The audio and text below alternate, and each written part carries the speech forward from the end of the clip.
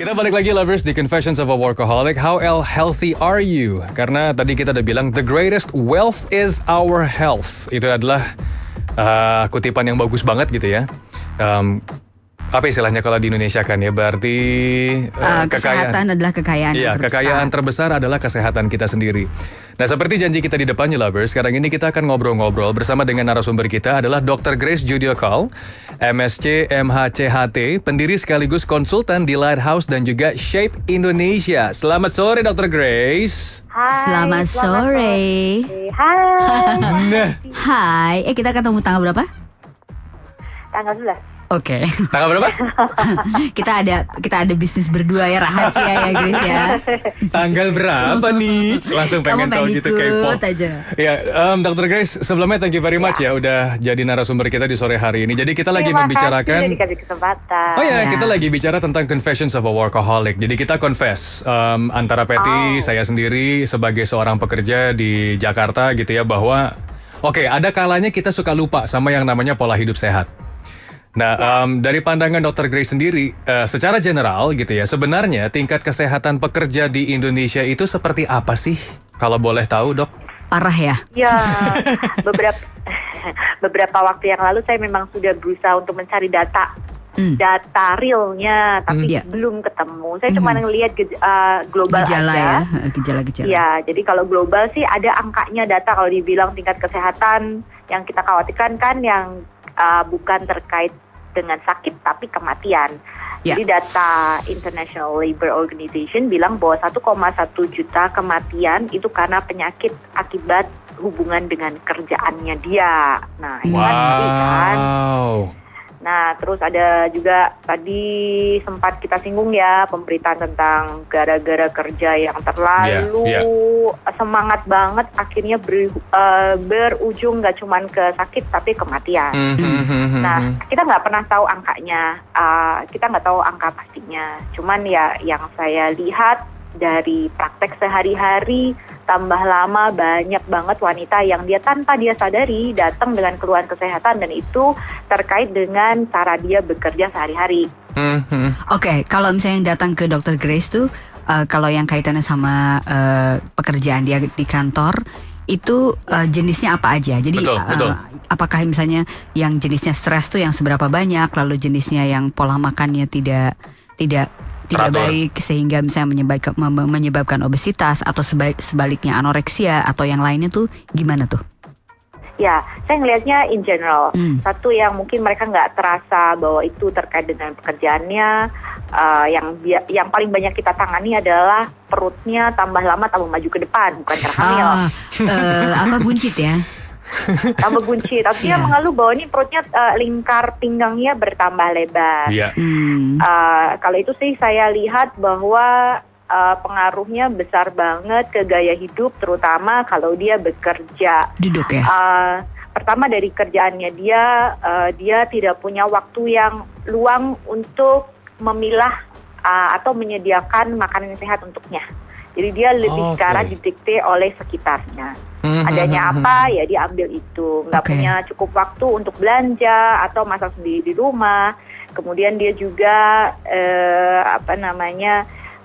makan seadanya dan dia banyak di-entertain atau meng-entertain orang. Iya. Dan dia juga tidak banyak beraktivitas, tidak ada waktu dan cenderung capek. Oke, Dok, ini sekarang kalau kita lihat dari pekerja di Jakarta, nggak usah jauh-jauh deh, dekat-dekat kita aja deh, kita bisa ngelihat. Kebanyakan orang-orang di Jakarta itu memang bekerja di depan komputer dan lebih lama duduknya. Sebetulnya kalau kita lebih lama duduk itu bahaya apa sih yang mengintai, Dok? Nah, ini kalau kita kebanyakan di kantor dan kebanyakan duduk, ada beberapa hal yang bisa terjadi. Yang pertama, kebanyakan duduk orang mengaitkan dengan hemoroid. Betul. Wasir ya. Jangan bilang bahwa kalau kebanyakan duduk terus perutnya maju ke depan, enggak juga loh. Yang kita takutin pertama kali itu hemoroid itu terkait dengan posisi duduknya. Sedangkan kalau ngomong perutnya maju itu terkait dengan aktivitas dan yang dia masukkan ke dalam badan. Nah, kalau hemoroid karena dia banyak duduk, terus kalau pada wanita dinding bawah perutnya itu udah kacau balau karena dia hamil, melahirkan. Nah, itu juga pembuluh darah yang ada di sana, yang di bawah-bawah yang dia akhirnya juga bisa pompanya nggak oke lah, menyebabkan hemoroid. Kemudian dengan pola makannya dia yang kacau balau, di mana kurang serat, lebih tinggi lemak, itu juga pegang peran hemoroid. Kurang physical activity juga faktor risiko ke arah hemoroid. Yang pertama. Itu yang pertama ya? Ya.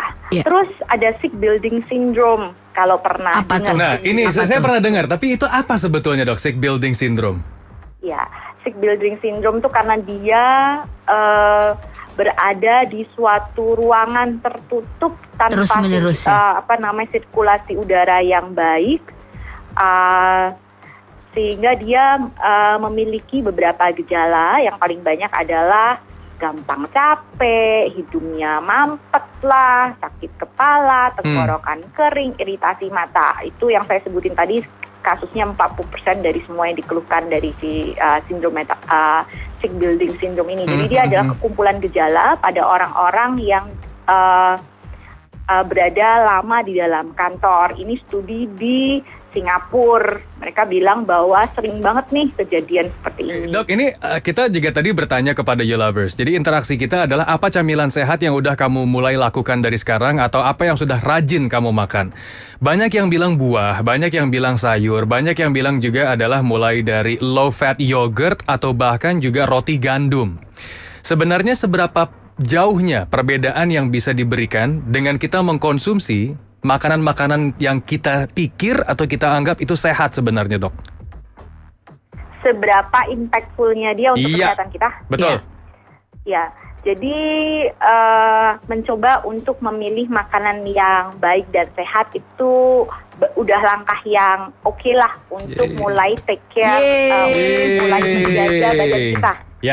Tapi ingat bahwa faktornya masih banyak lagi. Itu cuma satu faktor ya. Karena tubuh kita nggak cuma ngomong tentang makanan aja. Kita juga harus perhatikan bahwa tubuh kita butuh istirahat loh. Makanan apa yang bisa dia konsumsi pada masa dia bekerja di kantor 9 to 5 itu, yang bisa membantu dia untuk meningkatkan konsentrasi secara cepat? Makanan seperti itu adalah makanan yang karbohidrat yang kita sebut dengan karbohidrat baik, yang dia tinggi serat, misalnya tadi roti gandum, nasi merah,